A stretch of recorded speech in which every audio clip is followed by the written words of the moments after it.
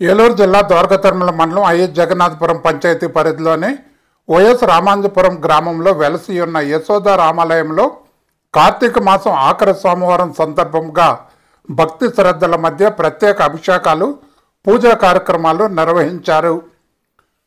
108 బిందులతో స్వామివారికి ఘన జల అభిషేకం జరగగా అనంతరం మహా అన్న సమారాధనలో పెద్ద సంఖ్యలో భక్తులు పాల్గొని తీర్థ ప్రసాదాలు స్వీకరించారు.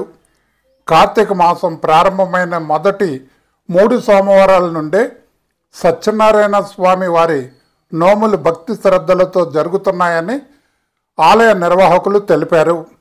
ఈరోజు సాయంత్రం స్వామివారి పల్లకి ఊరేగింపు వైభవంగా సాగింది.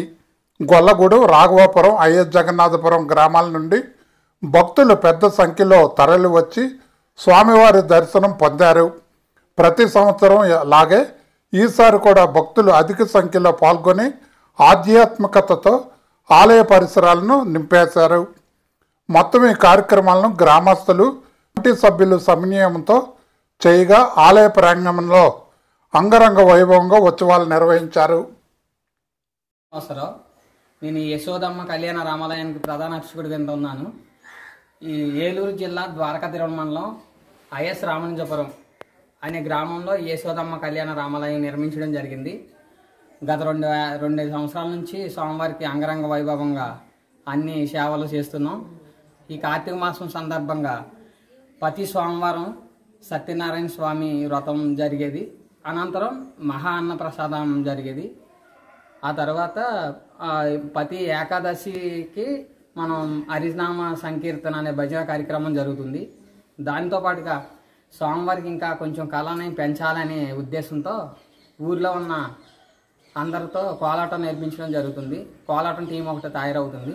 అలాగే ఏదైనా కార్యక్రమం స్టార్ట్ చేస్తే ఊర్లో అందరూ వచ్చి అందరూ కలిసి 4 చేతులు కలిపి తిని ఒక వర్క్ చేసుకుని ముందుకు తీసుకెళ్లడం జరుగుతుంది. ఏ తారతమ్యాలు లేకుండా, కులమత భేదాలు లేకుండా స్వామివారిని అన్ని కార్యక్రమాలు మంచిగా జరుగుతున్నవి. అలాగే ఇంకా జరగాలని కోరుకుంటున్నాం. ఐఎస్ రామాంజపురం మా రామాలయం పేరు యశోదమ్మ కళ్యాణ రామాలయం. ఇక్కడ స్వామివారికి సత్యనారాయణ వ్రతం వారం సత్యనారాయణ వ్రతం జరిగింది. అలాగే ప్రతి వారం కూడా ఏకాదశికి హరినామ సంకీర్తన భజన ఉంటుంది ప్రతి నైటు. అలాగే సోమవారం అన్న సంతర్పణ భజన కాలక్షేపం. ఈరోజు స్వామివారికి పాలాభిషేకం, మంచి పాలాభిషేకం. అలాగే 108 బిందులు ఉత్తరకాశీ అయిన ఎరకాలం నుండి నీళ్ళు తీసుకొచ్చి స్వామివారికి అభిషేకం చేయడం జరిగింది. పాలు, నెయ్యి, పంచదార, తేనె వీటితో పంచామృతాలతో చక్కగా చేయండి. అలాగే మళ్ళీ పల్లకి ఊరేగించుకుంటాం గ్రామస్తులందరూ కూడా. అంటే సీతారామ స్వామివారు అంటే అందరికీ ఆదర్శం వ్యక్తి.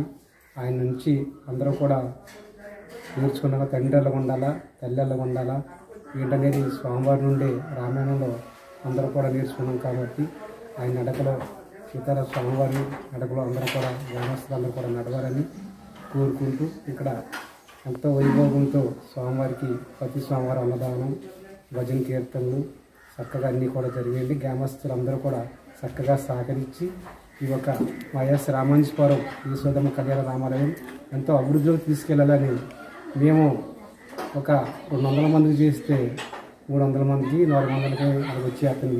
ఏంటంటే స్వామివారి మహిమ, అమ్మవారి మహిమ. అమ్మవారి పేరు గ్రామదేవత భాగ్యత్తమ్మ తల్లిని గ్రామదేవత, సీతారామవారి స్వామి అంతా కూడా అందరూ మాకు ఉపభక్తులే అంటున్నారు, మాకు తోడుంటున్నారు. బాగా ఎదరికి వెళ్తుంది మా గుడి కాడ.